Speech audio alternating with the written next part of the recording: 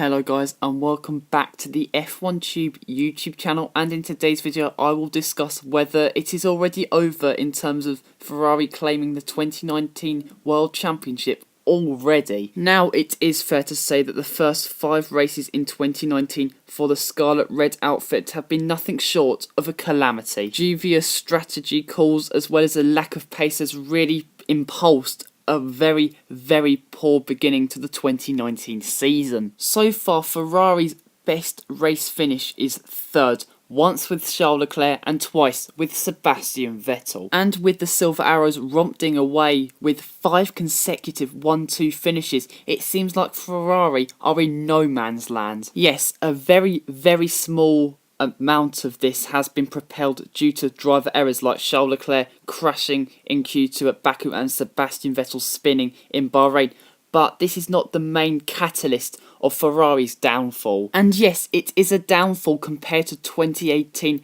and pre-season testing this year. Ferrari were arguably the quickest car over the course of last season, and they definitely seemed like favourites going for the Constructors' crown at the beginning of 2019. But as well as driver errors, we have dubious strategy calls and just a lack of understanding around the Ferrari team. Here you can see what Ferrari achieved in the first 5 races of 2018. They had 3 pole positions courtesy of Sebastian Vettel, also 2 wins coming from Sebastian Vettel. They had 5 podium finishes as well, and they were well in the hunt for both crowns, Drivers and Constructors Championship. And here you can see the massive decline in amount of wins, pole positions and podiums from last season. Now yes, the points tally is very similar, but at the beginning of last season it was incredibly close between 3 teams. This season Mercedes have been dominant and Ferrari have been nowhere. Another catalyst for Ferrari's poor start to 2019 is the leadership in the team. Maurizio Arrivabene was a brilliant team boss. He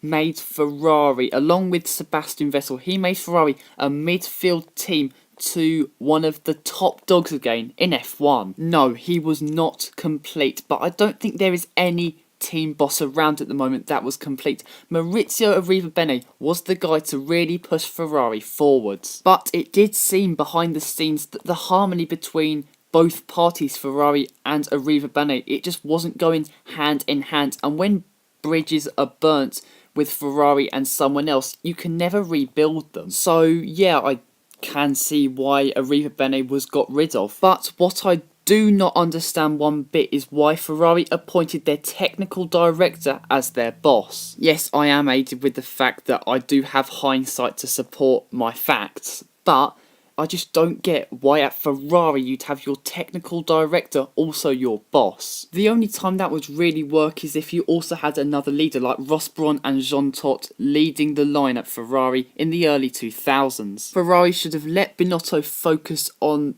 building a very quick car, a car that can dominate F1, and let someone else lead the team. I don't think Binotto needs both responsibilities at Ferrari. I just don't think he fits that job. Now we have the big elephant in the room, the Ferrari car. Now the team have spotted the fundamental issue with the car, which I don't know what is. It seems to me like cornering speed, but they said it's not going to be an easy job. It's not just going to be tiny little changes. They'd have to change the philosophy of the car, and that's a long-term fix. And I think that point alone is why the 2019 season, in terms of claiming the World Championship for either constructors or drivers, is already over. And if Ferrari really want to salvage something this season, I do genuinely believe they will have to introduce a B-spec car. And if they are going to be that optimistic about winning the World Championship, it has to be introduced by the French Grand Prix at the very latest. But the harmony in the team will not be fixed due to a car change. I don't think the leadership is right.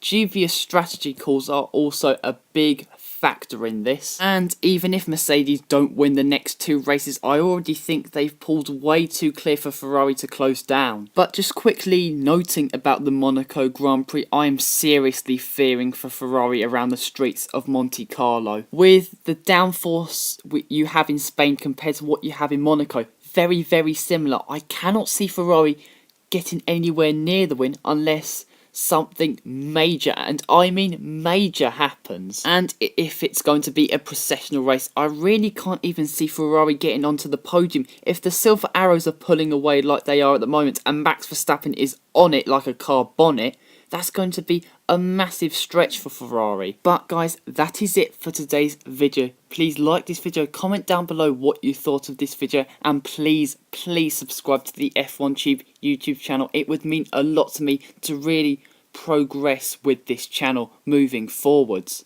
But until next time guys, see you later.